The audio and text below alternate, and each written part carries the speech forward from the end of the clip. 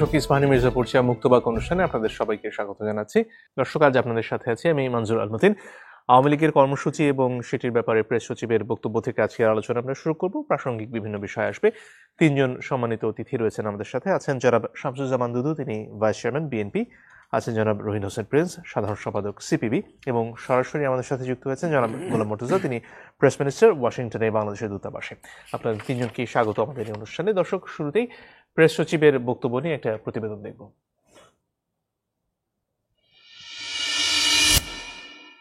সামাজিক যোগাযোগ মাধ্যমে ছড়িয়ে পড়েছে ফেব্রুয়ারিতে আওয়ামী লীগের বিভিন্ন কর্মসূচির কিছু পোস্ট। এই আলোকে বিষয়টি উঠে আসে রাজধানীর ফরেন সার্ভিস একাডেমিতে প্রধান উপদেষ্টার প্রেস উইং এর নিয়মিত সংবাদ সম্মেলনে। শেখ হাসিনা নিজেই ডাইরেক্টলি অর্ডার। এ নিয়ে অন্তর্বর্তী সরকারের অবস্থান জানতে চাওয়া হলে প্রেস সচিব বলেন, শেখ হাসিনা ও আওয়ামী লীগের অনেক নেতা জুলাই গণহত্যায় সরাসরি জড়িত। এই অপরাধের জন্য তারা ক্ষমা না চাইলে রাজনীতি করতে পারবে না। ওই আওয়ামী লীগের যারা ধরেন ক্লিন আছে বা যারা এই হত্যাকাণ্ডে জড়িত না, তারা কি অনুতপ্ত হয়েছে? আমাদের পার্টি এই কাজটা করেছে, এই জন্য আমরা অনুতপ্ত ফিল করছি, আমরা ক্ষমা চাই। বাংলাদেশে যতদিন না তারা ক্ষমা চাচ্ছে, যতদিন না তাদের এই লিডারশিপকে ট্রায়ালের মধ্যে আনা হচ্ছে এবং তাদের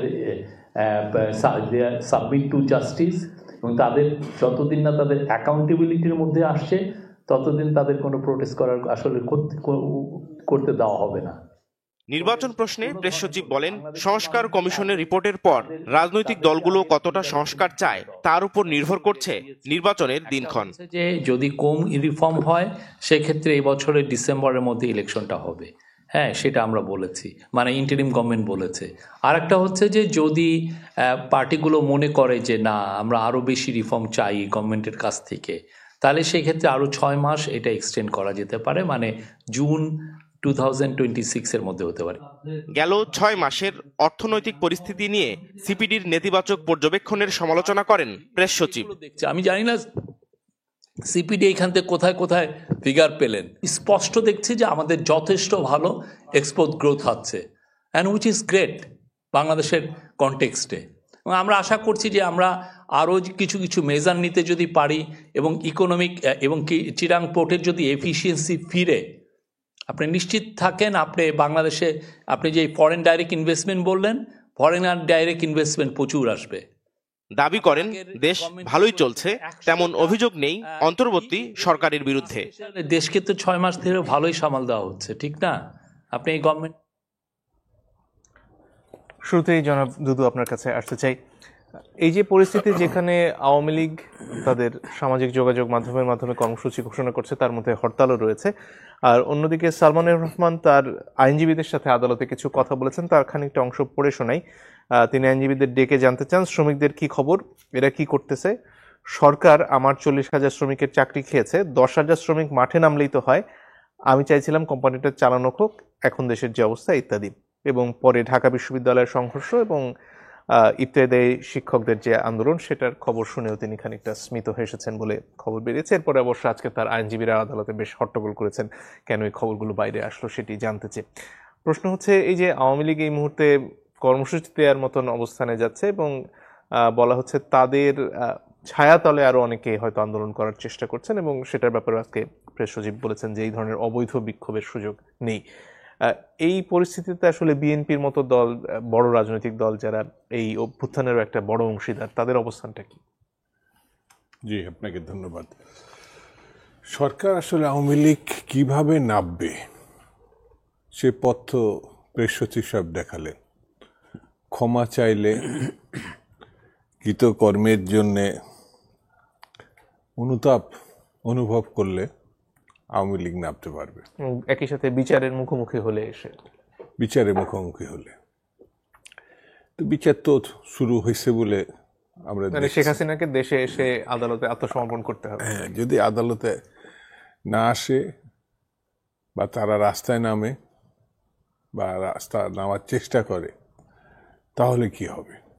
আমার কাছে মনে হয় যে আওয়ামী লীগ যতটুকু মানুষের মধ্যে, বলবো না তাদের কর্মী টর্মী সব তো পালায় না, কিছু কিছু আছে, নিরীহ কর্ম কিছু থাকতে পারে, তাদেরকেও বিপদাপন্ন করার যে ব্যবস্থা আওয়ামী লীগ ফেব্রুয়ারি যে কর্মসূচি দিয়েছে তাতে 16 কলা পূর্ণ হবে বলে আমার ধারণা। কারণ এর আগে 18 শব্দটা বোধহয় জানুয়ারিতে একটা হরতাল ডেকেছিল, যা আমি 20 তারিখে জেনেছিলাম। মানে এত বড় একটা পার্টির হরতাল হয়ে যাওয়ার পর আমি, তাও সোশ্যাল মিডিয়াতেও সম্ভবত পরে আসছে, এবারও 18 ফেব্রুয়ারি হরতাল ডেকেছে। এবার ওই 18 শব্দ ব্যবহার করছে। একটা গণতান্ত্রিক দল, মানে আওয়ামী লীগ তো একটা দীর্ঘ দিনের দল বা পুরাতন দল, সাফল্য ব্যর্থতা থাকতেই পারে, কিন্তু গত 16-17 বছরে তারা যা করেছে কোনো রাজনৈতিক দল বলা যাবে না। এটা একটা ডাকাতি। আপনি রাজনীতির ক্ষেত্রে বলেন, অর্থনীতির ক্ষেত্রে বলেন, প্রশাসনের ক্ষেত্রে বলেন।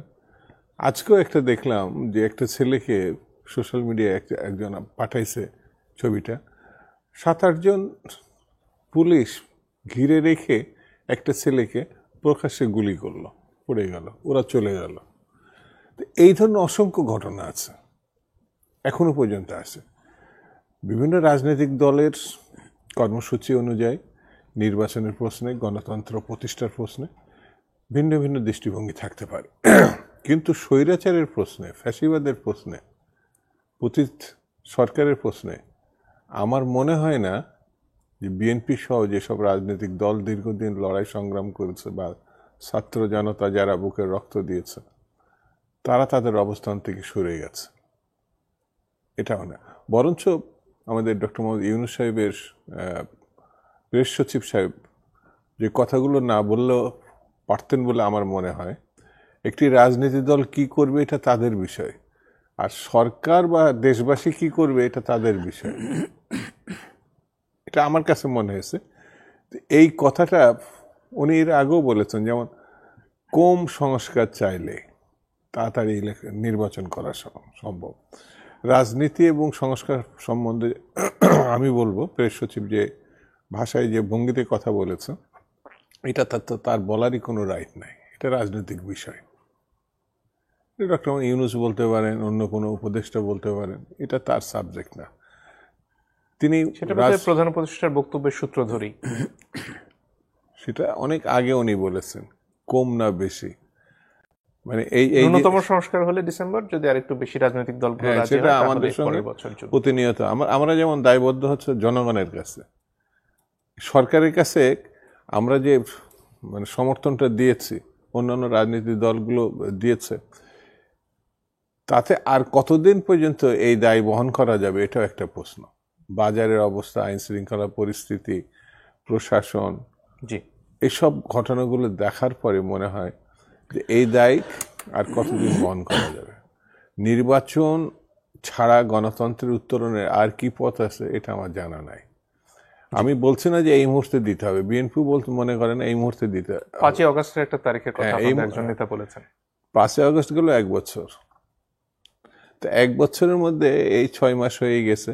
দৃশ্যমান শুধু অনাস্থা, সন্দেহ, অবিশ্বাস প্রকট হয়েছে। জি, আস্থার জায়গাগুলো আস্তে আস্তে কমে যাচ্ছে, এটা আমার কাছে মনে হয়েছে। জি, ধন্যবাদ। জনাব প্রিন্স, আপনার কাছে আসতে চাই। এখানে যে ঘোষিত কর্মসূচি তার বাইরে আরেকটা কর্মসূচির ভিডিও দেখার দুর্ভাগ্য হলো বলতে হয়। সেটা হচ্ছে আমাদের এই জুলাইয়ে যারা শহীদ আবু সাঈদ বলুন বা শহীদ মুগ্ধ, তাদের যে গ্রাফিতিগুলো আছে সেখানে কালি ছোড়া হচ্ছে, সেটার প্রচারণাও খানিকটা আওয়ামী লীগের তরফ থেকে করা হচ্ছে বলে মনে হলো। সেটাও হয়তো এক ধরনের তাদের অবস্থান, আমরা জানি না এটা আসলে তাদের দলের অবস্থানটাকে কোন দিকে নিচ্ছে। এই যে কর্মসূচি তারা দিচ্ছে, যেখানে 2000 প্রাণ ঝরে যাওয়ার জন্য এখন পর্যন্ত কোনো অনুশোচনা পর্যন্ত নেই, এই যে সরকারের তরফ থেকে বলা হচ্ছে এই ব্যাপারগুলো না হলে তাদের আসলে রাজনীতি করার অধিকার নেই। আবার অনেকে বলবেন যে গণতান্ত্রিক ব্যবস্থায় আসলে কারো প্রতিবাদ বিক্ষোভের রাস্তা বন্ধ করে দেওয়া উচিত নয়। এই দুয়ের ভারসাম্য আসলে কোথায় হবে? আচ্ছা, ধন্যবাদ আপনাকে। আমি আলোচকদেরকে ধন্যবাদ জানাচ্ছি, যারা শুনছেন শুভেচ্ছা জানাচ্ছি। আমি প্রথমে আপনি শুরু যেটা করলেন এটা শুনে আমিও তো ক্ষুব্ধ হচ্ছি। আমি এসব দেখি নাই।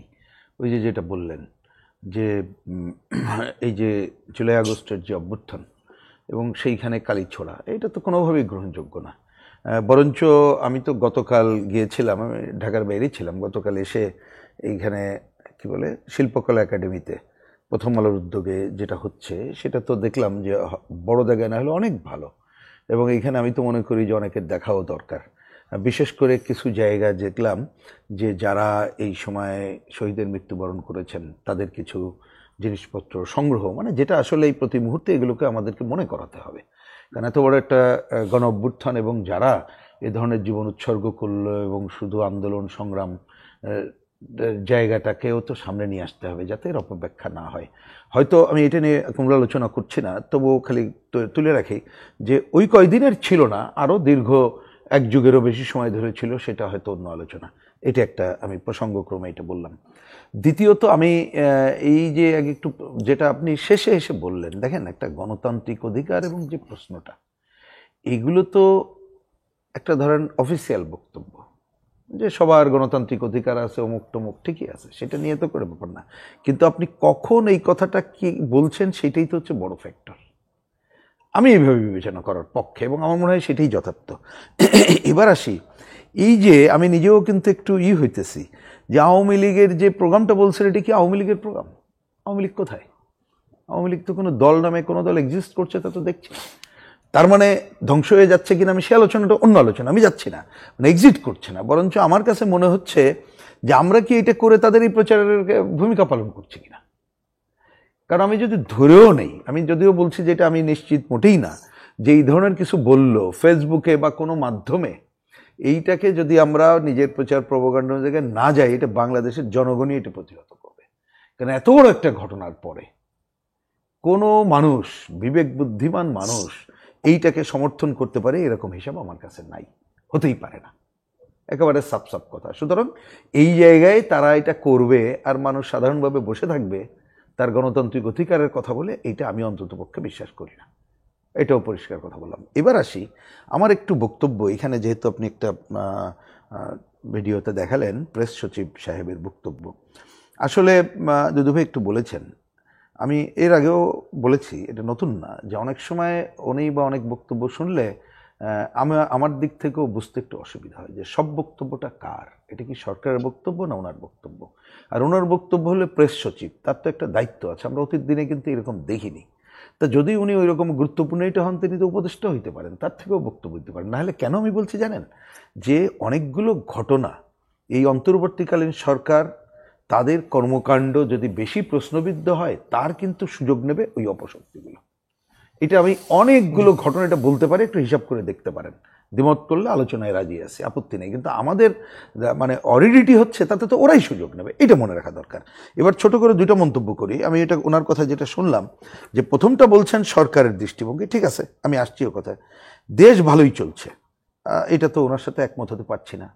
কারণ কি অবস্থা আপনি খবর নেন গ্রামে গঞ্জে, আমরা তো সব দেখছি। এইটাও কিন্তু সংকট তৈরি করছে। সিপিডির একটা বক্তব্য নিয়ে তো অতীত দিনের মনে হলো ক্ষমতাসীনদের বক্তব্যের মতো। সিপিডির আপনি যতটুকু বললেন, আমি ওর থেকে আরেকটু বাড়তি অন্য কথা যেন অনলাইনেও দেখলাম, যে এরপরও তারা নির্বাচন অন্য কথাবার্তা বলেছে। তা সেটাই, তার যদি কোনো বিষয় থাকে সরকার অন্যরা রিয়্যাক্ট করুক, না হলে হয় কি এগুলো সবই কিন্তু অপশক্তিকে সুযোগ করে দেয়। এবার আসি শেষ ছোট্ট মন্তব্য।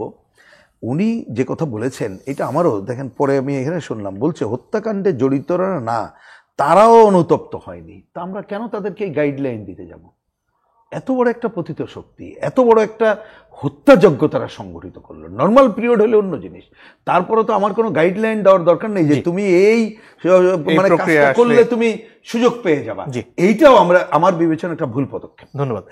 জনাব গোলাম মুর্তজা, আপনার কাছে আসতে চাই। এই পর্যায়ে বিবিসি একজন ইউনিয়ন পর্যায়ের আওয়ামী লীগ নেতার সাথে কথা বলেছেন। তার মন্তব্যটা অনেকটা এরকম, দেশের বাইরে বসে নেতারা তো কর্মসূচি দিয়েই খালাস, তাদের তো মাঠেও নামা লাগবে না, গ্রেফতার নির্যাতনের শিকার হতে হবে না, যা কিছু যাবে সব আমাদের উপর দিয়ে। এই যে বিদেশে বসে কর্মসূচি দেয়া, বা সেখানে কদিন আগে জনাব আসাদুজ্জামান খান কামাল, সাবেক স্বরাষ্ট্রমন্ত্রী, যিনি পলাতক এখন ভারতে, তিনি ভারতের একটি পত্রিকায়ও বেশ দীর্ঘ সাক্ষাৎকার দিয়ে বলছেন যে তারা এখন পলাতক স্বৈরাচার শেখ হাসিনার সাথে যোগাযোগ রাখছেন, তারা প্রস্তুত আছেন, এবং বাংলাদেশে যা হয়েছে সেটা সেনাবাহিনী এবং ইসলামী শক্তিদের মিলিত একটা অভ্যুত্থান। এই যে তারা এগুলো দেশের বাইরে বসে বলে চলেছেন, তার বিরুদ্ধে আসলে আমাদের কি করণীয়? আমাদের খুব সুনির্দিষ্ট করণীয় আছে। সুনির্দিষ্ট করণীয়র মধ্যে আমাদের জায়গা থেকে কথা একটু কম বলে আমাদের কাজটা দেখানো দরকার। কাজটা কি দেখানো দরকার? ওই যে আওয়ামী লীগের যে তৃণমূলের নেতার কথা বললেন, যে বিবিসির সঙ্গে যে কথা বলেছে, দুদুভাই তার একটু ইঙ্গিত দিয়েছেন। শেখ হাসিনা, মানে শেখ হাসিনার পরিচিতি কি? শেখ হাসিনা 21-22 দিনে 1 থেকে 2,000 মানুষ হত্যা করে দেশের বাইরে পালিয়েছে। তো শেখ হাসিনার যদি আপনি এখন পরিচিতি করেন, শেখ হাসিনা বাংলাদেশের সাবেক প্রধানমন্ত্রী হিসেবেও আমি তাকে দেখি না, এবং ক্ষমতা দখলকারী প্রধানমন্ত্রী হিসেবেও আমি তাকে দেখি না। তাকে আমি স্রেফ একজন হত্যাকারী হিসেবে দেখি। তো একজন হত্যাকারী, আপনি যদি সেই হত্যাকারীর বিচার না করেন, অথবা বিচারে বিলম্ব করেন, অথবা বিচারে বা তার প্রতি যদি আপনি একটু নমনীয় হন, তাহলে সেই হত্যাকারী সুযোগ পেলে আপনাকে হত্যা করবে। এটা ইতিহাসের নিয়ম। আওয়ামী লীগের ক্ষেত্রে, শেখ হাসিনার ক্ষেত্রে এখন অনেকটা সেরকম জায়গাতে আমরা অবস্থান করছি বলে আমার কাছে মনে হয়। বিচার চলছে, বিচার খুব তড়িঘড়ি করে যে করতে হবে আমি সেটা বলছি না, কারণ বিচারটা নির্মোহ হতে হবে, বিচারটা প্রশ্ন ছাড়া হতে হবে, সুতরাং সব দিক মিলিয়েই করতে হবে।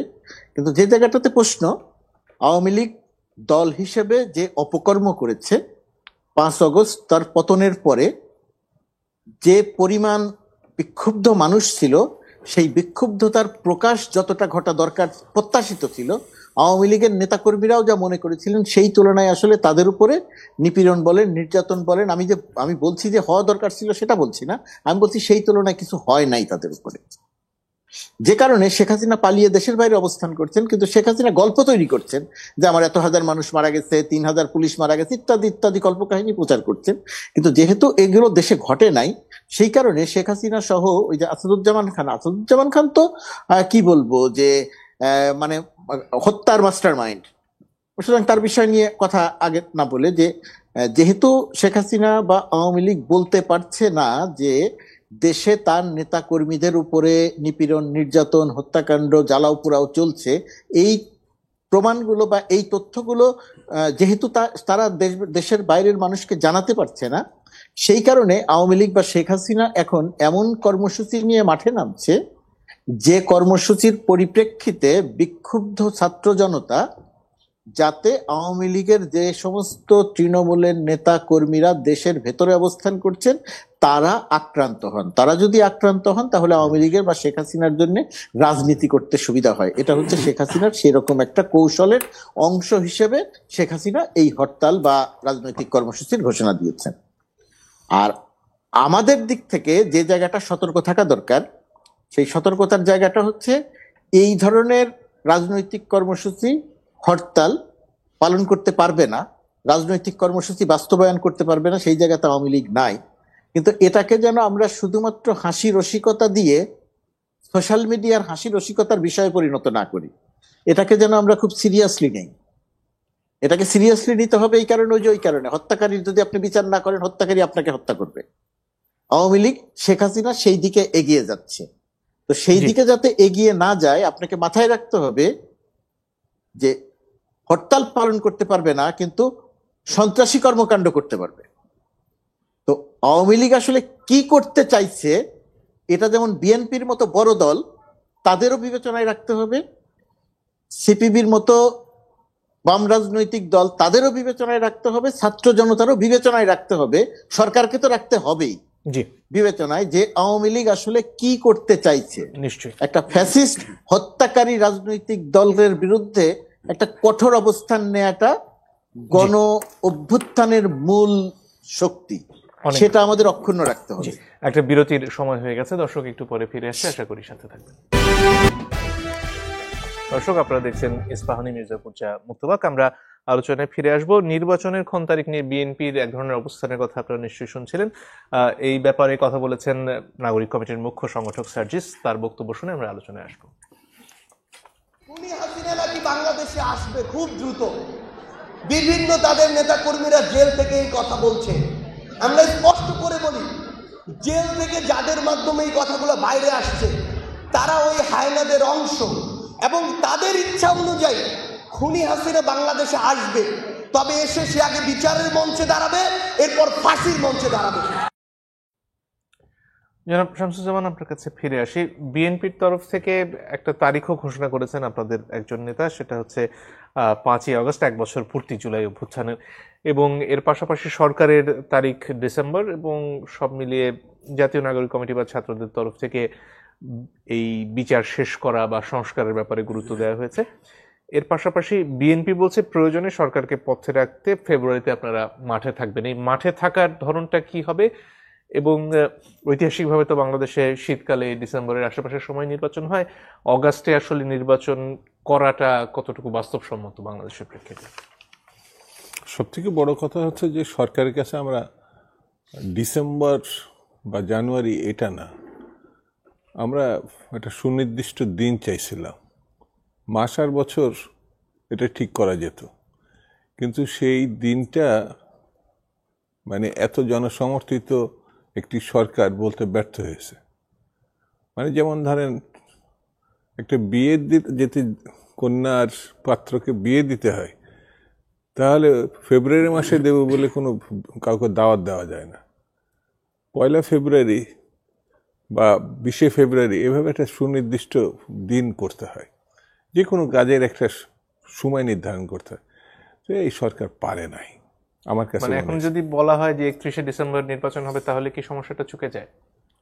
তাহলে অন্যান্য রাজনৈতিক দল এবং সংগঠন যারা আছে তারা তাদের মতো করে কাজ করত। হ্যাঁ, কিন্তু এই সরকার এই বছরের শেষে, আগামী বছরের প্রথমে আবার তার প্রেস সচিব বলছে যদি আরেকটু ভালো করে করতে হয় তাহলে মানে পরের বছরে 26-এর জুনে গিয়ে হতে পারে। মানে উনি মানে সরকারের মুখপত্র হয়েছেন এতগুলো লোক থাকার। আমাদের সেই কি বলে একজন আছে না, ওনার সহকারী ছিলেন, পরে এখন আবার উপদেষ্টা হয়েছেন, মাস্টার মাইন্ড, তাকে দিয়ে হ্যাঁ, সেও তো সরকারের একজন উপদেষ্টা, মাস্টার মাইন্ডও বলতে পারতো। কিন্তু যাকে দিয়ে করানো হয়েছে এটা ঠিক মানে দায়িত্বশীলতার মধ্যে পড়ে বলে আমার কাছে মনে হয়নি, এবং তিনিও সুনির্দিষ্টকরণ করতে পারে না। এটা আমরা যে কাজটা করছি এই কাজটা সরকার করবে। আমরা যৌক্তিক সময়ের মধ্যে নির্বাচনের লক্ষ্যে প্রয়োজনীয় সংস্কার সম্পন্ন করার জন্য সরকারের তরফ থেকে যে রোড ম্যাপটা আছে, যে সংস্কার কমিশনগুলোর রিপোর্ট আসার পরে ফেব্রুয়ারিতে রাজনৈতিক দলগুলোর সাথে আলোচনা এবং সেখানে জাতীয় ঐক্যের ব্যাপারে যে কমিটিটা করা হচ্ছে, সেটা তো প্রধান উপদেষ্টা নিজেই তার নেতৃত্বে রয়েছেন। এই যে প্রক্রিয়ার মাধ্যমে আসলে নির্বাচনের তারিখ এবং কতটুকু সংস্কার তারা করবেন সেটা ঠিক করতে চাচ্ছেন, এটাতে সমস্যাটা আসলে কোথায়? কোনো জায়গায় সমস্যা নেই, সমস্যা হচ্ছে মানসিক। আমার কাছে যেটা মনে হচ্ছে, সরকারের বিবেচনাতে সরকার প্রধান হিসেবে তিনি ব্যাখ্যা করবেন, তিনি দিন দেবেন, তিনি বলবেন, এই কথা অন্যান্য সবাই বলেছেন। সেনাবাহিনী যখন বলেছেন, মিস্টার আসিফ নজরুল সাহেব যখন বলেছেন, তখন এই প্রসঙ্গগুলো আসছে। এমনকি শিক্ষা উপদেষ্টাও ব্যক্তিগত প্রসঙ্গ কথা বলে তিনিও একটা সময়ের কথা বলেছেন। আমার কাছে সেটা বড় কথা মনে হয়নি। যেটি ডক্টর মোহাম্মদ ইউনূস সাহেব দেশবাসী না, সে বিশ্ববাসী তাকে একটা মনীষীতুল্য একজন ব্যক্তি মনে করে। আমরা তার প্রতি আমাদের একটা আস্থা আছে, বিশ্বাস আছে, শ্রদ্ধা আছে, এবং আমার ধারণা, এটা আমার ব্যক্তিগত ধারণা, দলগত বল, তার হাত দিয়ে একটি ভালো নির্বাচন হবে এটা আমরা মনে করি, দেশবাসী মনে করে। কিন্তু ইদানিং কেন যেন মনে হচ্ছেন তিনি একটু আড়ালে চলে গেছেন, মানে এই ইলেকশন, এই নির্বাচন, এইসব প্রসঙ্গ নিয়ে। অথচ পতিত সরকার বা ঘৃণ্য খুনি মানে লুটেরা, আপনার এদের নিয়ে মানে সোশ্যাল মিডিয়া বলেন বা প্রচার মাধ্যমে আমাদের কথা বলতে হবে, এটা আমার কাছে মনে হয় এর থেকে চরম ব্যর্থতা আর কোনো জায়গা নেই। আরে খুন মানে এটা সীমাহীন তো লুটপাট, সীমাহীন খুন, গণহত্যা। মানে এই দলটা তো দল নেই এখন, এই যে ফ্যাসিস্ট স্বৈরাচারী, মানে পুরা দল, পুরা কর্মী। এই যে একজনের কথা উল্লেখ করলেন, চেয়ারম্যান নাকি একজন ইউনিয়ন পর্যায়ে, সে যেটা ভাবতে পারছে তার দলের নেতা সেটা ভাবতে পারছে না। ওই পরিস্থিতি তো আসে না এখন। তো সেই জায়গাটা আমার কাছে মনে হয়েছে যে নির্বাচনটি হচ্ছে সংকটকে যে মানে দেখা দিয়েছে, সেই সংকট আপনি নির্বাচনের মধ্যে যদি জাতিকে ঢুকানো যায়, সংকটটা কমতে থাকবে। আর নির্বাচন যত প্রলম্বিত হবে আমার মনে হয় সেই মানে সংকটগুলো আরো তীব্র হবে। নানান প্রসঙ্গ সামনে আসবে। তো এর বিকল্প হিসাবে আর কিছু আছে বলে নির্বাচনে কোনো বিকল্প আছে বলে আমার কাছে আপাতত মনে হয় না। জি, ধন্যবাদ। জনাব গোলাম মুর্তজা, আপনার কাছে ফিরে আসতে চাই। এই যে সরকারের যে অবস্থান এখন পর্যন্ত এবং যে সংস্কার কমিশনগুলোর রিপোর্ট, সেটার ভিত্তিতে প্রধান উপদেষ্টার আলোচনা, সেই সময়ের আগেই এক ধরনের দূরত্বের প্রসঙ্গ আসছে রাজনৈতিক দলগুলোর সাথে, যে প্রধান উপদেষ্টা হয়তো যথেষ্ট সামনে আসছেন না, যথেষ্ট কথা হচ্ছে না রাজনৈতিক দলগুলোর সাথে। এবং সেখানে বিএনপির তরফ থেকে আজকে বিএনপি নেতা সালাউদ্দিন আহমেদ তিনি বলছেন যে এটা সমালোচনাও হতে পারে, আন্দোলনও হতে পারে, কিন্তু সরকারকে পথে রাখার জন্য তারা হয়তো এক ধরনের ভূমিকা রাখবেন। এই যে রাজনৈতিক দলগুলোর সাথে দূরত্বের কথা বলা হচ্ছে, সেই ব্যাপারে আসলে সরকারের কি করণীয় বলে আপনার মনে হয়? প্রথমত কথা, রাজনৈতিক দলগুলোর সঙ্গে কোনো দূরত্ব আছে বা দূরত্ব তৈরি হচ্ছে দৃশ্যমানভাবে, তার কোনো কারণ আমি দেখি না, সেরকম কোনো অবস্থা আছে বলেও আমি মনে করি না। প্রথমত তার কারণটা খেয়াল করে দেখেন, এই সরকারের ডক্টর মোহাম্মদ ইউনূস পেছনে চলে গেছেন আমি তাও মনে করি না। ডক্টর মোহাম্মদ ইউনূস যখন কথা বলা দরকার তখন তিনি সামনে এসেছেন, তখন তিনি সামনে এসে খুব পরিষ্কার করে কথা বলেছেন। সেই পরিষ্কার কথার মধ্যে নির্বাচন নিয়ে কোনো রকম ধোঁয়াশা নাই।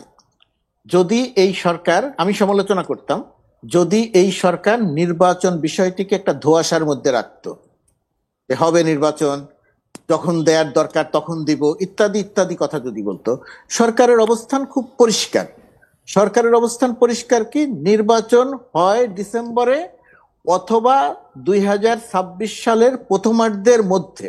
ডক্টর মোহাম্মদ ইউনূসের বক্তব্য, ডক্টর ইউনূসের যে বক্তব্য, সেই বক্তব্য এখন সরকার সংশ্লিষ্ট যারা আছেন তারা সেই কথাগুলোই এখন আরেকবার করে বলছেন, যখন সাংবাদিকদের পক্ষ থেকে নির্বাচন বিষয়ে প্রশ্ন করা হচ্ছে বা রাজনীতিবিদরা যখন নির্বাচন বিষয়ে সুনির্দিষ্ট করে জানতে চাইছেন। কোনো রকম কোনো ধোঁয়াশা নাই যে যেমন সংস্কার কমিশন গঠন করা হয়েছে, সেই সংস্কার কমিশনগুলো রিপোর্ট দিতে শুরু করেছে। রাজনৈতিক দলগুলোর সঙ্গে আগামী 2 মাস বা সর্বোচ্চ 3 মাসের মধ্যে রাজনৈতিক দলগুলোর সঙ্গে আলোচনা সম্পন্ন হবে। সেই আলোচনা থেকে যে সুপারিশগুলো বের হয়ে আসবে, সেই সুপারিশের ভিত্তিতে যতটা সম্ভব সংস্কার করা ততটা সংস্কার করবে। বিএনপি মহাসচিব মির্জা ফখরুল ইসলাম আলমগীর খুব সুনির্দিষ্ট করে বলেছেন, সরকার যে পর্যন্ত সংস্কার করতে পারবে তা, আর যে পর্যন্ত পারবে না সেটা আমরা ক্ষমতায় গিয়ে সেটা আমরা এগিয়ে নিব। নির্বাচনের তারিখ যেমন ঘোষণা করার জন্য দরকার, একই রকম ভাবে নির্বাচনের সময় ঘোষণা করার জন্যও সময় দরকার, এবং সেই সময় ফুরিয়ে যায়নি, সেই সময় এখনো সামনে আছে। আপনি আগামী 2 মাস 3 মাসের মধ্যে সবকিছু পানির মতো পরিষ্কার হয়ে যাবে, পরিষ্কার হয়ে নির্বাচনের তফসিল ঘোষণা, নির্বাচনের দিনক্ষণ সবকিছু পরিষ্কার হয়ে যাবে। এবং আমি মনে করি যে ডক্টর মোহাম্মদ ইউনূস যে কথা বলেছেন ডিসেম্বর অথবা আগামী বছরের প্রথমার্ধে, তো আগামী বছরের প্রথমার্ধে ডিসেম্বর অথবা জানুয়ারির মধ্যেই নির্বাচন হবে এখন পর্যন্ত যে ঘোষণার মধ্যে আছে। তো জানুয়ারির মধ্যেই যদি নির্বাচন হয় অথবা আমি প্রথমার্ধের মধ্যেই যদি নির্বাচন হয়, তাহলে নির্বাচন এখন জানুয়ারির 7 তারিখে হবে না ডিসেম্বরের 31 তারিখে হবে না জানুয়ারির 20 তারিখে হবে। তো এইটা ঘোষণা করার জন্য তো যথেষ্ট সময় এখন আমাদের সামনে পড়ে আছে। সুতরাং এইখানে সরকার ব্যর্থ হয়েছে। দুদুভাই যে কথা বললেন, আমি দুদুভাইয়ের এই বক্তব্যের সঙ্গে বিনয়ের সঙ্গে দ্বিমত পোষণ করি যে সরকার ব্যর্থ হন নাই, সরকার একেবারে রাইট ট্র্যাকে আছে। সরকারকে যেটা করতে হচ্ছে সেটা হচ্ছে সরকারকে অসংখ্য সমস্যা মোকাবেলা করতে হচ্ছে। আজকে পর্যন্ত 136টা আন্দোলন তাকে মোকাবেলা করতে হচ্ছে। এখন প্রশ্ন এসেছে যে নির্বাচনটা দ্রুত দিয়ে দিলে এই আন্দোলনগুলো বা সমস্যাগুলো হতো না। আমার কাছে তা মনে হয় না। এই কারণে যে বিগত 15-16 বছর যে স্ট্রিম রোলার চালিয়েছে শেখ হাসিনা, মানুষ খুন করেছে, নিপীড়ন করেছে, বিএনপি নেতাকর্মীদের উপরে সে যে নিপীড়ন এবং নির্যাতন করেছে, 53 বছরের বাংলাদেশের ইতিহাসে কখনোই এই রকম নিপীড়ন নির্যাতন একটা রাজনৈতিক দলের উপরে করা হয়নি। ওই মুক্তিযুদ্ধের পর জাসদের সঙ্গে আওয়ামী লীগের যে সাংঘর্ষিক অবস্থা তৈরি হয়েছে, তার চেয়েও বেশি নিপীড়ন বিএনপির উপরে হয়েছে এই 16 বছরে। তো মানুষ কোনো কথা বলতে পারেনি, মানুষ তার অধিকারের কথা বলতে পারেনি, মানুষ কথা বলতে না পারা, অধিকারের কথা বলতে না পারা। যখন শেখ হাসিনার পতন হয়েছে তখন যার ভেতরে যা চাওয়া ছিল, বিক্ষুব্ধতা ছিল, সব কিছু নিয়ে মানুষ হাজির হয়েছে যে আমার এই দাবি পূরণ করতে হবে, আমার এই দাবি পূরণ করতে হবে। সরকারকে সংস্কার কমিশন করতে হচ্ছে, সংস্কার কমিশনের রিপোর্ট নিতে হচ্ছে, প্রতিনিয়ত মানুষের দাবির কথা শুনতে হচ্ছে, সেই দাবি বিবেচনায় নিতে হচ্ছে, পূরণ করা যাবে অথবা যাবে না সেটাকে বিবেচনায় নিতে হচ্ছে। জিনিসপত্রের দাম, অর্থনীতি একটা ভাঙাচুরা অবস্থার মধ্যে পেয়েছে। ধরেন বাংলাদেশের অবস্থা, এই অর্থনীতি যে অবস্থার মধ্যে অন্তর্বর্তীকালীন সরকার পেয়েছে, এখন অর্থনীতি যে অবস্থার মধ্যে আছে, সবচেয়ে বড় চ্যালেঞ্জে পড়বে আগামীতে যে নির্বাচিত সরকার আসবে, সেই নির্বাচিত সরকার ইচ্ছে করলেই বাংলাদেশের জিনিসপত্রের দাম আর কোনো সরকার কমাতে পারবে না। যে করুণ অর্থনীতির অবস্থা শেখ হাসিনা রেখে গেছে। সুতরাং নির্বাচন অবশ্যই দেয়া দরকার এবং সেই নির্বাচনের লাইনে আছে সরকার।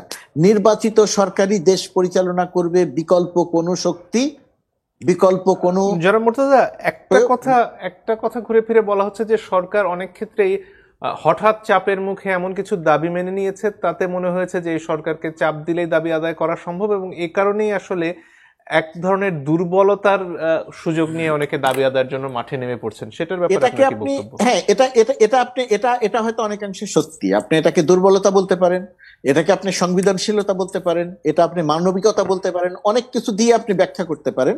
কিন্তু আপনি যে প্রশ্নটা করেছেন, হ্যাঁ, এটা অনেকেই মনে করে। আমলারা মনে করেছে আমি সুবিধা বঞ্চিত ছিলাম, আমার এখনই পদোন্নতি দিতে হবে।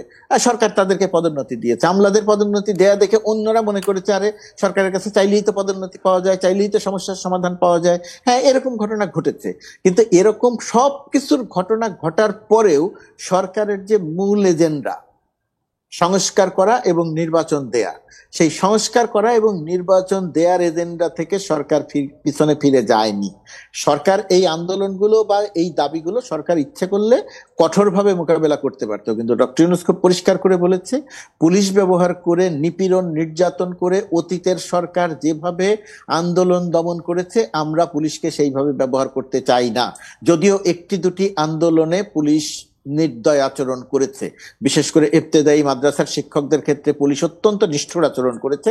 এই কাজটা করার কোনো দরকার ছিল না, এটা না করে সমস্যার সমাধান করা যেত। আদিবাসীদের উপরে যে নিপীড়ন নির্যাতন করা হয়েছে, এটা তো জঘন্য পর্যায়ের অপকর্ম হয়েছে। আদিবাসীদের উপরে যে আক্রমণ হয়েছে এবং ইবতেদায়ী মাদ্রাসার শিক্ষকদের উপরে যে আক্রমণ হয়েছে, 136টি আন্দোলনের মধ্যে এই দুটি আন্দোলনে পুলিশ শক্তি প্রয়োগ করেছে, আর 134টি আন্দোলনে পুলিশ কোনো শক্তি প্রয়োগ করেনি। অনেক বেশি সংবেদনশীলতা, অনেক বেশি মানবিকতা দেখিয়েছে। অর্থাৎ এইগুলো নিয়ে তর্ক বিতর্ক আলোচনা হতে পারে, কোনটা ঠিক করলো কোনটা ঠিক না করলো, কিন্তু আমার মূল বক্তব্য যেটা, যে সরকার একেবারে সঠিক পথে আছে, সঠিক লাইনে আছে, সে সংস্কার নিয়ে এগিয়ে যাচ্ছে, সে নির্বাচনের রোডম্যাপ নিয়ে এগিয়ে যাচ্ছে। কোথাও কোনো ধোঁয়াশা নাই, কোথাও কোনো সন্দেহ নাই যে সে নির্বাচন দিবে না। সুতরাং এই সরকারের এই কেন্দ্রিক সমালোচনা আমার কাছে মনে হয় যে সরকারের প্রাপ্য না। জি, ধন্যবাদ। জনাব প্রিন্স, আপনার কাছে আসতে চাই, এই যে মানুষের জীবনের যে সমস্যাগুলোর কথা বারবার ঘুরে ফিরে আসছে, দ্রব্যমূল্য এবং আইন শৃঙ্খলার অবস্থা, এইসব ব্যাপারে একটা যুক্তি স্বাভাবিকভাবেই ঘুরে ফিরে আসে, সেটা হচ্ছে পুলিশ বাহিনী সহ আইন শৃঙ্খলা বাহিনীগুলোর যে যথেচ্ছা ব্যবহার আওয়ামী লীগের সময় হয়েছে, সেটার থেকে কাটিয়ে ওঠার সুযোগ এখনো হয়নি, এবং অর্থনীতির অবস্থা তলানিতে গিয়ে ঠেকেছিল, এবং সেখান থেকে আসলে ঘুরে দাঁড়ানোর সুযোগ খুব একটা হয়নি এখন পর্যন্ত। এই সময়ের মধ্যে বা আগামী নির্বাচন, সেটা ডিসেম্বরে হোক বা অগাস্টে হোক, তার মধ্যে আসলে এই সমস্যাগুলো মোকাবেলায় সরকার কি করতে পারে? না, দেখুন, আসলে আলোচনা অনেক হয়েছে, সব বিষয়ে কথা বলা দরকার ছিল। তবে একটা ছোট্ট মন্তব্য করেই যাই, এটা মনে রাখতে হবে, আমরা কিন্তু আন্দোলনকারী শক্তিদের বা আমাদের পার্টি জোট, আমি যদি বুঝে থাকি অন্যরা, আমাদের 1 নম্বর ডিমান্ডটা সবসময় কি থাকছে বলেন তো? হত্যার বিচার। ওইটাই দিয়েই কিন্তু সব কাজটাই, তারপর অন্য কথা হচ্ছে। কিন্তু এইটা মনে রাখতে হবে, অনেকগুলো সংকট এই সরকার ইচ্ছা করলেও পারবে না, কারণ তার তো দুর্বল সরকার, ন্যাচারাল, তারা তো কোনো দলীয় না, অমুক না, গেল এইটাই। আচ্ছা, অন্য আলোচনা আমি গেলাম না, কিন্তু আমি একটু মন্তব্য করি। এখানে গোলাম মর্তুজা যেমন ধরেন নির্বাচন ব্যাপারে উনি সুনির্দিষ্ট যে 2-3 মাসের মধ্যে সমস্ত ডেডলাইন পাওয়া যাবে, ডিসেম্বর বা জানুয়ারি, এই সুনির্দিষ্ট করে সরকারও তো বলে নাই। ওইটাও বললে কিছু হইতো, বরঞ্চ আমি মনে করি ধোঁয়াশাই তারা রাখছে, এবং সেইটাই সংকট করছে। সংকটটা কি? যেমন ধরেন, আমরা নির্বাচন তো খালি নির্বাচন চাই না, আমরা বলেছি ভালো নির্বাচনের জন্য যা যা সংস্কার করা দরকার ওইটা করে করতে হবে। সে আলোচনায় তো এখন আমরা ঢুকতে পারলাম না। আপনাদের বিচারে সেগুলো কি কি? হ্যাঁ, আপনাদের বিচারে সেগুলো কি কি সেটা সংস্কার? কিছুই না। এই যে যে টিমকে দায়িত্ব দেওয়া হয়েছে, আমি প্রথম দিন তাদেরকে যদি বলতো যে আপনি 3 মাসের মধ্যে রিপোর্ট সব রাজনৈতিক দলগুলোর সাথে সংলাপ করে আলোচনা করে একটা রিপোর্ট দেবেন, তার মধ্যে এটা বলবেন যে এই পয়েন্টে এত রাজনৈতিক দল ঐক্যমত্য হয়েছে, এটা এই কয়টা ঐক্যমত্য হয়েছে, এটা ঐক্যমত্য হয়েছে। সবার কাছ থেকে তো লিখিত না, বক্তব্য লিখিত ওইটা হয় না। লিখিত বক্তব্য উনি বলছেন মত দেন, এটা মত হয় না। কথার কথা বলছি, ধরেন উদাহরণ দিই, আমি ওই আলোচনা আপনি যেটা বলেছেন ওইটাও আমি ইন্টারেস্টেড আছি, নিশ্চয়ই। কিন্তু একটা উত্তর খালি দিয়ে দিই। ধরেন আমরা দীর্ঘদিন ধরে আলোচনা, আমরা আমাদের দিক থেকে বলি, বা অনেকে বলছে সংখ্যানুপাতিক পদ্ধতি, বিএনপি বা অন্যরা বলছে দ্বিকক্ষ বিশিষ্ট। তাহলে এইটা আপনি সংলাপ ছাড়া তো সমাধান করতে পারবেন না। তাহলে সংলাপ হলে আমি তো আমারটা চেঞ্জও করতে পারতাম, ওনারা ওনাদেরটা চেঞ্জ করতে পারতেন, এর মধ্যে তো গেল না। ধরেন টাকার খেলা কিভাবে বন্ধ হবে, আপনি খেলে কাগজে লিখে দেবেন, ওটা খুবই ভুল পদক্ষেপ। সেটাই তো বলা হচ্ছে যে প্রধান উপদেষ্টার নেতৃত্বে কেন নেতৃত্বে আলোচনাটা এতদিন? হবে। সেটাও আমি বলি যে এটাও ধোঁয়াশা। আমি ধোঁয়াশায় শব্দটা খুব সচেতনভাবে ব্যবহার করছি। কেউ দ্বিমত করতে পারেন, আমি ডায়লগ করতে, আমি আলোচনা করব। উনি কি বলেছেন? কর্মশালা করবেন। বারবার এক কথা বলতেও আমারও খারাপ লাগে। এটা কি এনজিও কর্মশালা যে 10টায় গেলাম, চা খেলাম, 10:30 থেকে 1.5 ঘন্টা আলোচনা করলাম, পরে রিকমেন্ডেশন দিলাম? নো, সেইটা দিয়ে কোনো সংস্কার হয় না। তাহলে এটা কি ভুল প্রক্রিয়া পদক্ষেপ। করা উচিত? এইটা বললাম, ওই যে বললাম, এক একটা ধরে ধরে ডায়লগ করতে হবে, যে একটা পয়েন্ট বিভিন্ন দলের সাথে সময় নিয়ে করতে হবে। সেইটা যে টিমকে দায়িত্ব দেওয়া হয়েছে তাকে যদি 3 মাস 4 মাস করে বলতে হতো, যদি ওটা ইউনূস সাহেব ভালোভাবে করতে চান, 2-3 মাস পরে শুরু করলে ওইটাই তো 1 বছর লেগে যাবে। তো এটা তো কালক্ষেপণ বলবো, এটা অপ্রয়োজনীয় ছিল। তার আগে যতটুকু ভালো নির্বাচনের জন্য প্রয়োজন সেটা খুবই করা সম্ভব ছিল। এটা গেল, এটা বলে আমি আলোচনা করতে রাজি আছি। এই এজেন্ডে আসেন আমরা কথা বলতে, এবং ধরে ধরে বলতে পারি, কারণ অনেকগুলো কাজ, বিশেষ করে নির্বাচন ব্যবস্থার সংস্কার, অনেক কিছু কিন্তু করা আছে, বিভিন্ন দলের পজিশন জানা আছে। তার জন্য ওই যে কালক্ষেপণটা আমরা দেখছি। এবার আসি, এই যে জিনিসপত্রের কথা বলছেন, আপনি দেখেন, আমি ওই জায়গায় যাওয়ার আগে একটু বলতে হয়, আপনি যদি মিনিমাম জনগণের জনজীবনের সমস্যা মিনিমাম আপনি যদি দৃশ্যমান দেখাতে না পারেন, তাহলে কোনোটাই কিন্তু কাজে লাগবে না। আমি এটাকে বলি, এনাদের কাছ থেকে প্রত্যাশা করছি না এই কারণে, কারণ আপনি শেখ হাসিনা যে বাজার ব্যবস্থাটা রেখে গেছে, আপনি সেই বাজার ব্যবস্থার সংস্কার না করে আপনি একটু আগে আইন শৃঙ্খলা বাহিনী যে কথা বললেন না, ওইটা দিয়ে এটার কোনো সমাধান করতে পারবেন না। উদাহরণ দেই, ধরুন আমাদের দেশের একটা যে উৎপাদিত পণ্য, আপনি উৎপাদন খরচ কমাতে হবে, এবং এইখানে মধ্যস্বত্বভোগী চাঁদাবাজি ভাঙতে হবে, যার জন্য আমরা বলেছি এখানে একটা উৎপাদক সমবায় করেন, এখানে ক্রেতা সমবায় করেন। তাইলে এই ব্রিজটা স্থাপন করতে পারলে আপনি পারতেন। বিস্তারিত ব্যাখ্যা আমি জানি, সময় নাই, বলছিলাম না। আপনি বিদেশের যেসব জিনিসপত্র আনেন, আপনি সিন্ডিকেট তো এখনো ভাঙতে পারলেন না। তাহলে আপনি রাষ্ট্রীয় উদ্যোগে এইখানে স্টক করেই আপনি কাজ করেন, এবং একটা রেশন ব্যবস্থা, ন্যায্য মূল্যের দোকান ব্যবস্থা চালু করেন। এটা আমরা মনে করি এটা ফান্ডামেন্টাল আমাদের। আপনি এইরকম একটা জায়গায় না গেলে, এই সরকারের কেউ যদি আরো সৎ ইচ্ছাও পোষণ করে, মোটেই পারবে না। চাঁদাবাজির ব্যাপারটা যেটা ঘুরে ফিরে আসে, সেটা হচ্ছে গিয়ে যারা এই চাঁদাগুলো তোলে তারা কোনো না কোনো রাজনৈতিক শক্তির আশ্রয় নিয়ে ফেলে। তো সেখানে রাজনৈতিক দলগুলোর পরিবর্তন না হলে কি আসলে এটার কোনো সমাধান রাজনৈতিক দল তো সম্ভব? আপনি ইচ্ছা করলে পারবেন না। তো যেমন বিএনপির তরফ থেকে ব্যবস্থা নেওয়া হলেও কি পুরোপুরি পারবেন না, কমানো no, গেছে? পারবেন না। আমি বলছি কি, এটা আপনি সিস্টেমটা না করলে এটা পারবেনই না। সিস্টেম না করে চেষ্টা করেন। হ্যাঁ, আপনি ঠিকই বলেছেন, অন্ততপক্ষে ধরেন বিএনপির মতো দলের কাছ থেকে, কথাটা কেমন শোনাবে জানি না, এইবার অন্ততপক্ষে যে পরিমাণ ওনারা ব্যবস্থা নিলেন, যেভাবে কথা বলছেন, অনেকে তো ভাবিও নেই যে এইরকম তারা ব্যবস্থা নেবে। তারপরে তো হচ্ছে না। আপনি পুরো সিস্টেমটা চেঞ্জ না করতে পারবেন, আপনি ওইখানে চাঁদাবাজির কোনো যদি সুযোগ না রাখেন, জি, তাহলে তো এটা মানে পারা যেত। আপনি তো বললাম যে আপনি একটা উৎপাদক সমবায় কেন করবেন না? এইবার কিন্তু জিনিসপত্র উৎপাদন খরচ বেড়ে গেছে, কেন হইলো? সারের কেন এই সংকটটা হইলো? আপনি কি খালি অন্যদের দোষ দিয়ে দেবেন? আবার সবজি আপনি তাহলে চাষিরা তো দামও পাননি অনেক এবার তো একেবারেই পাচ্ছে না, খুবই খারাপ অবস্থা। তাহলে ওইটাকে আপনি তো সাবসিডাইজ ওই জায়গায় করবেন, যাতে করে কিনে আপনি বাজারটা ঠিক রাখতে পারেন। আপনি সিন্ডিকেট বলেন, ভাঙার কি কাজটা করতে পেরেছেন? চালের দাম আপনি এখন দুনিয়াতেও দাম কম, আপনি সবাই একেবারে, আপনি তো পত্রপত্রিকা আসছে যে সর্বোচ্চ মানে যে দামে লাভ করার পরও পার কেজিতে 10 টাকা বেশি। কেন হবে? এখানে আপনি দু একজন ধরেন, বিএনপি কেন, অন্য ধরেন চাঁদাবাজি যদি অন্য দল করে, তারা তো বলছে আপনি এদের বিরুদ্ধে ব্যবস্থা নেন, এখানে কঠোর হন, আপনি তো কঠোর থেকে বারণ করে নাই। কিন্তু আমরা বলছি সিস্টেম চেঞ্জ না করে এটা পারবেন না। কিন্তু দেখেন, এটা আমি একটা আত্মসমালোচনা করি যে আমাদের এই সরকারের সাথে প্রথম দেখায় বলা উচিত ছিল বাজার ব্যবস্থার সংস্কারে আপনি একটা কমিটি করেন এবং সংস্কারের কাজটা করেন। তা বাজার ব্যবস্থা কি করব? ওই যে দুর্নীতির যে শ্বেতপত্র কমিটি, তাদের সর্বশেষ যে সভাটা হলো, আমিও ছিলাম সেখানে, তারা তো সবাই হতাশা প্রকাশ করলো। সেক্ষেত্রে কোনো দৃশ্যমান ভূমিকাই সরকারে দেখছে না। আমরা এই কথাগুলো বলছি কি, এই কাজগুলো যদি না করতে পারে, একটা ভালো নির্বাচন করে যাওয়া যদি এই সরকারের জন্য একটা অসম্ভব হয়, তখন কিন্তু এই পতিত শক্তি এবং অন্যরাই সুযোগগুলো নেবে, যেটা এই গণ অভ্যুত্থানকেই প্রশ্নবিদ্ধ করবে, যেটা আমাদের মোটেই কাম্য না। শেষের দিকে জনাব শামসুজ্জামান যদি আর কিছু যোগ করার থাকে। না, আমি তো আমাদের কথাগুলো বলেছি। নির্বাচন যদি সুনির্দিষ্টকরণ করা যেত সময়, অবস্থা, প্রেক্ষিত, তাহলে এতগুলো কথার কোনো প্রয়োজন ছিল না। এই সরকার মানে ছাত্রদের সরকার না, এটা ছাত্র জনতার সরকার, দেশবাসীর সরকার। প্রথম দিকেই ডক্টর মোহাম্মদ ইউনূস, তাকে আমি খুবই পছন্দ করি, এবং এই সংকটকালে তাকে নিয়ে আসা, 4 দিন দেশে সরকার ছিল না, তারপরও তাকে নিয়ে এসে সঠিক মানুষটাকে আমরা বসিয়েছি। কিন্তু তিনি এই ছাত্রদের সরকার বলার পরেই আমার কাছে মনে হয়েছে যে রাজনীতি সম্বন্ধে তার সামগ্রিক মূল্যায়ন একটা হোঁচট খাইছে। এখনো পর্যন্ত যেমন মাস্টার মাইন্ড যে ছেলেটা, আমি ঠিক কথা তার বুঝতে পারি না, মানে তিনি আসলে কি বলেন, কি করছেন। তো এই ছেলেটিকে যেভাবে প্রেজেন্ট করা হয়েছে, 17 বছরের যে আন্দোলন, সংগ্রাম, রক্ত একেবারে সরাসরি অস্বীকার করা হয়েছে। কেন আমি এই কথাগুলো উত্থাপন করছি? সামগ্রিক বিষয় যদি মাথার মধ্যে থাকতো, তাহলে সমস্ত রাজনৈতিক দলের সঙ্গে তার সম্পর্কটা আরও নিবিড় হতো, আরও কাছাকাছি হতো। যেই কাছাকাছির না হওয়ার কারণে যে দূরত্বটা তৈরি হয়েছে, আমার কাছে মনে হয়েছে সেই কারণে তিনি তার প্রেস সচিবকে দিয়ে সব কিছু ফেস করছেন। রাজনৈতিক বিষয় বলি, এটি তার সাবজেক্ট বলে আমার কাছে মনে হয়নি। যে কারণে যা আমরা প্রত্যাশা করছে গণতান্ত্রিক রাজনৈতিক দলগুলো, সেটা তিনি ডেলিভারি করতে পারছেন না। আর ডক্টর মোহাম্মদ ইউনূস ফেল করলে দেশের পরিস্থিতি কি হবে, সেটা তা নতুন করে বলার কোনো কারণ নেই। সেই জন্য আমি ব্যক্তিগতভাবে মনে করি, আমার দলও মনে করে, যে এই সরকারকে সফল হতেই হবে।